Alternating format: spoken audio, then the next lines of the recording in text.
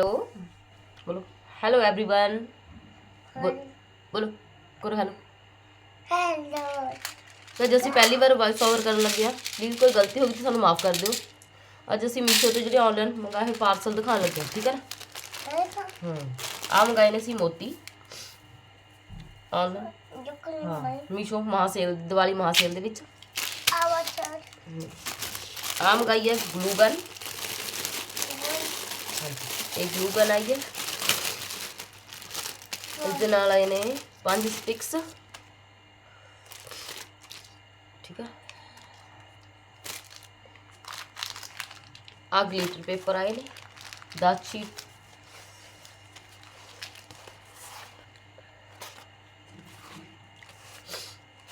जिन्हों की कल शॉर्ट वीडियो आऊगी दिवाली वॉल हैंगिंग के नाल होम डेकोरेशन दी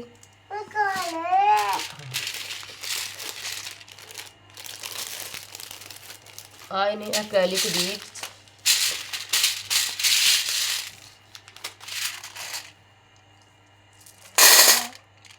अलग अलग शेप्स दे विच ने कैंडी बटरफ्लाई फ्लावर बीड्स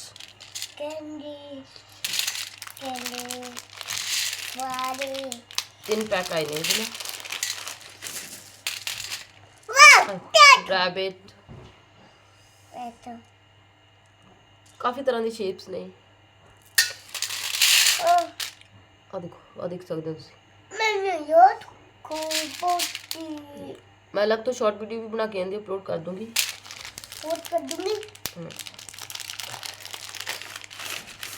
देखो अलग अलग शेप्स आ जाने काफ़ी कलर दिखते मल्टी कलर अवेलेबल है।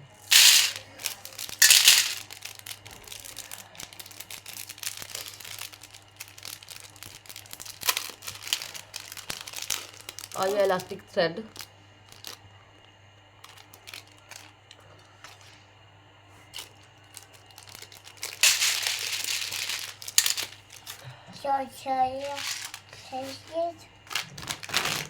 कुछ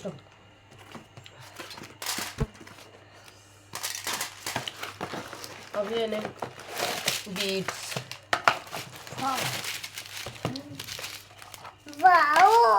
ग्लास बीड्स ने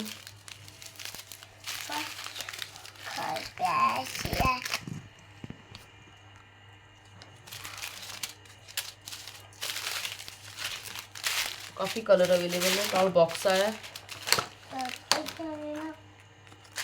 तो नायलॉन थ्रेड आई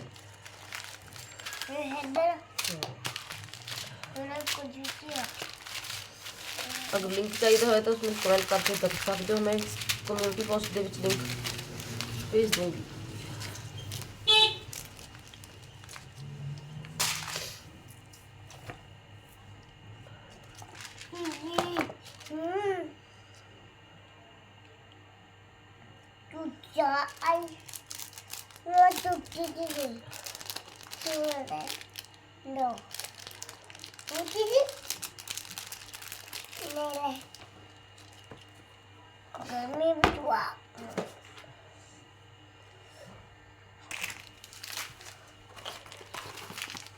आज ज्वेलरी मेकिंग लिए काफ़ी समान है दिखाऊंगी इधर उधर हो गए।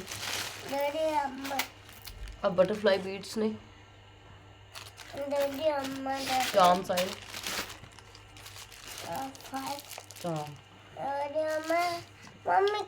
Candle material mould angel Prince candle mould वाला आ भी मोल्ड है कैंडल का। ये सोया वैक्स मम्मी हाफ के जी मम्मी आ गया 500 ग्राम के करीब हैगी।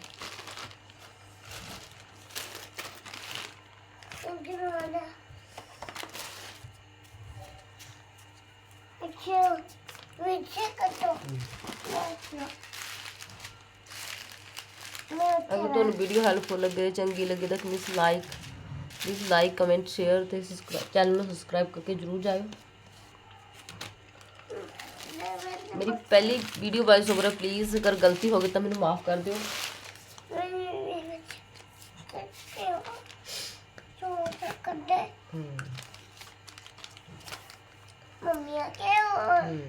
मम्मी आ गया